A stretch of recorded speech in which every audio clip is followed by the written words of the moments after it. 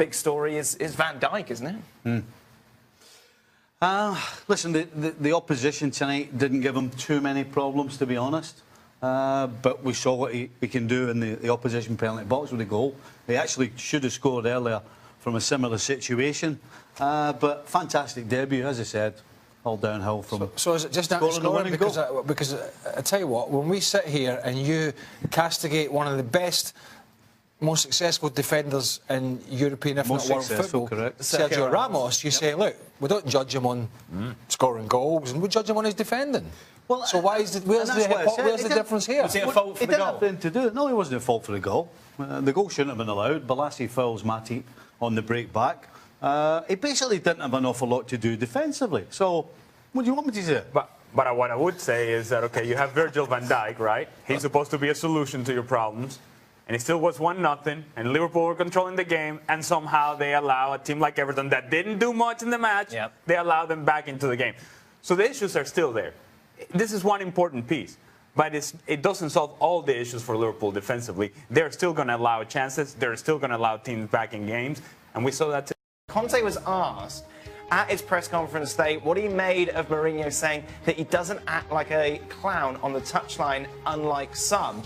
And, well, people thought he was referring to Antonio Conte. This is what he said. I think that he has to see himself in the past. Maybe he was speaking about himself in the past. Sometimes I think there is, I don't know the name, senile dementia, when you're a bit, then he taps his head, when you forget what you do in the past. By the way, Chelsea came out afterwards and said he didn't mean senile dementia, he meant amnesia. Jose Mourinho responded just now to that quote by saying, I don't need the Chelsea manager to say I made mistakes in the past and will in the future.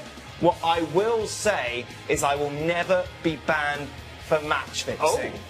Oh, wow. Oops. Happy New Year, Jose Mourinho. Gab, just put this into context for us.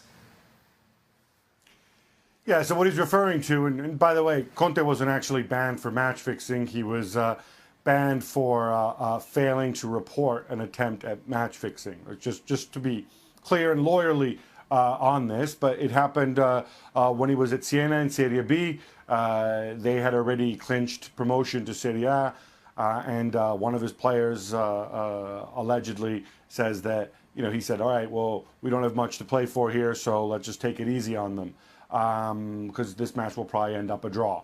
That's what he's accused of saying, and he never reported it to the authorities. But it's obvious that these two are getting under each other's skin, and the 2017-18 Premier League season is turning into the year of managers behaving badly and rather like kids.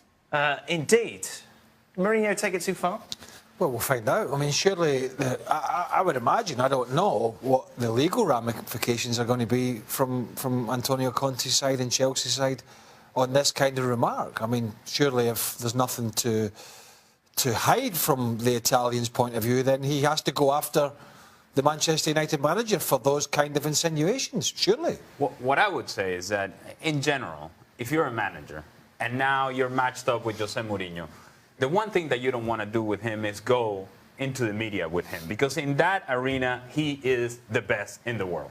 He manipulates the press conference. He manipulates the information better than anybody else.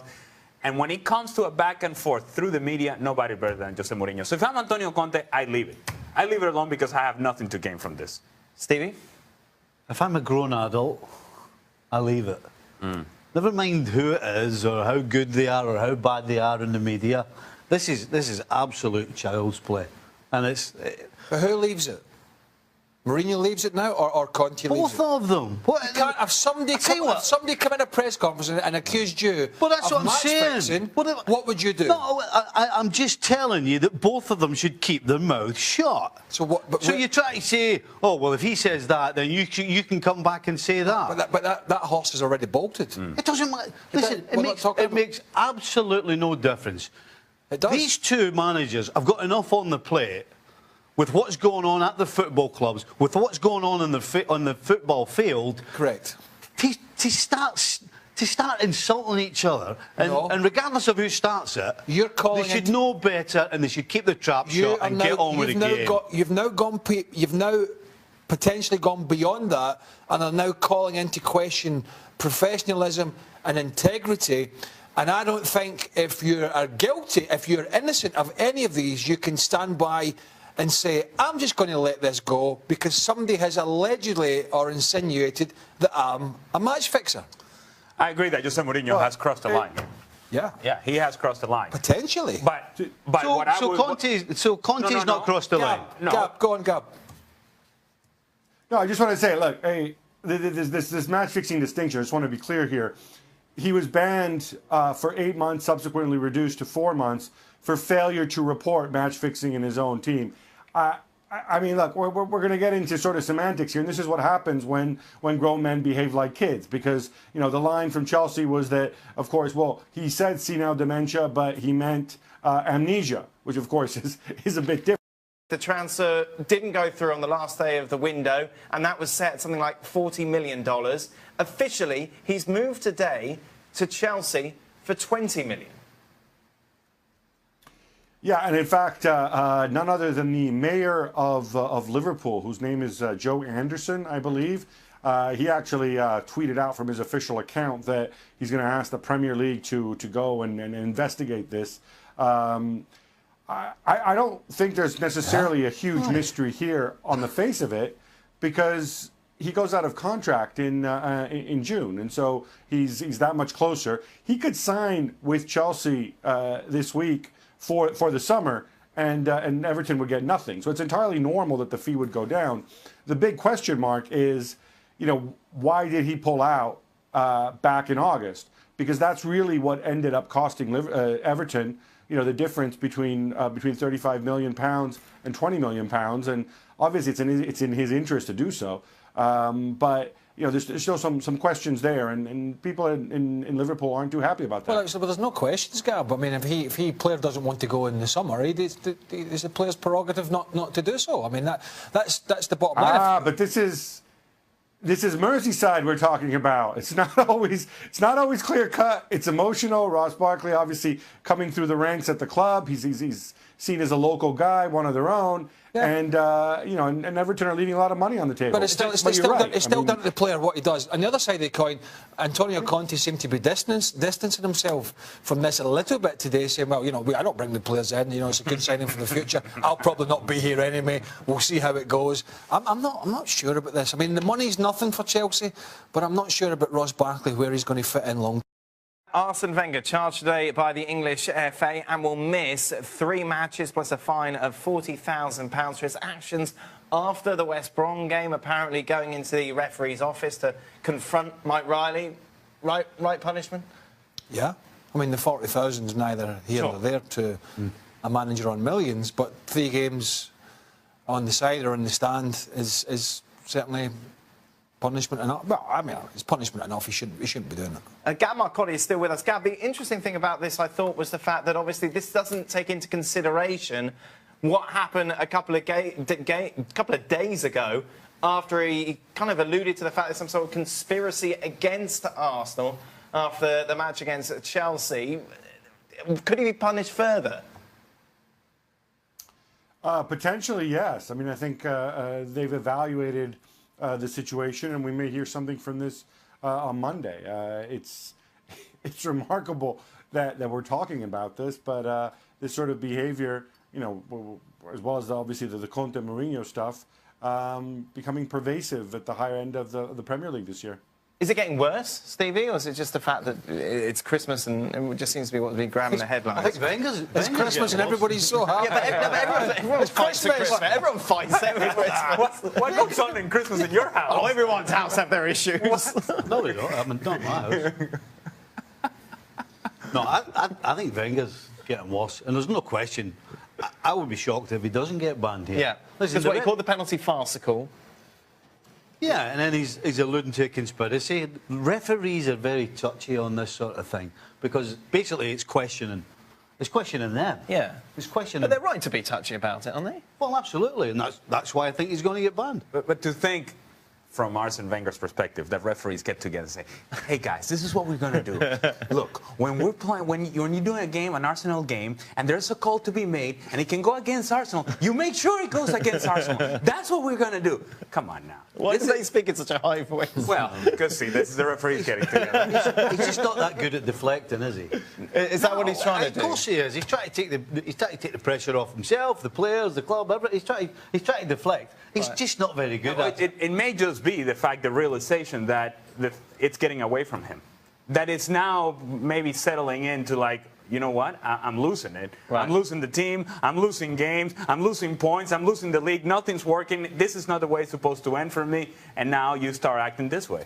Do the players listen to any of this? No. Do they pay any attention to the fact that, you know, he's alluding to the conspiracy theory? We talk about how you give a player an excuse, they'll take it. Not really. I don't think so. I think this congested fixture schedule, that's always the case in England, and we always talk about it.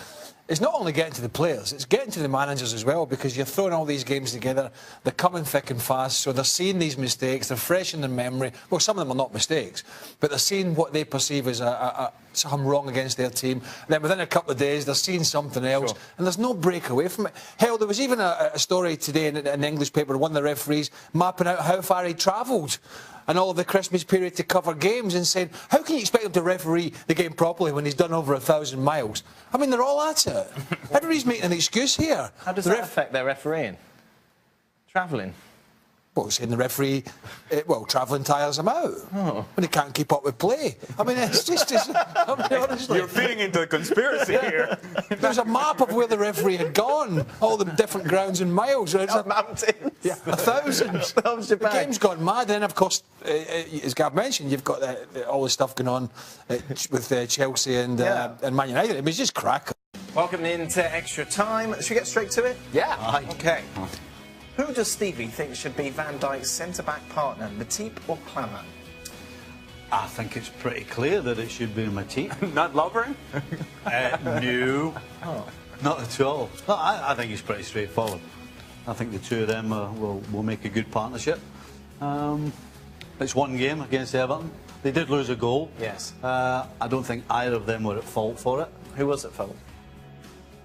Lovren. I don't think you could pin one person down, but just as a group, Bobby Madley. They had enough players back, right, and still didn't manage to stop the goal. So just collective responsibility. Collective responsibility. Wow. Thank you, Daniel. Wow. Which sweeper keeper would you rather have on your team, Ter Stegen or Ederson? Wow. At the moment, I would have Ederson. Yeah. I have Ederson. Yeah. Ter Stegen has had a great season. He's had a great season so far for Barcelona. Yeah. There's not a wrong answer to this one. Either one's great, but I would take Ederson. Who's the better manager? Are you sniggering it? What's he snigger for? It's your little cliche. Hey, there's no wrong answer here. Oh, sorry. There's no wrong answer to this one, Daniel. But I would say Ederson. I mean, that's Donaldson. You've got into Donaldson mode there. Who's the better manager, Conte or Mourinho? Is there a wrong answer to this one? Who's the better manager or the better coach? Who is the better manager?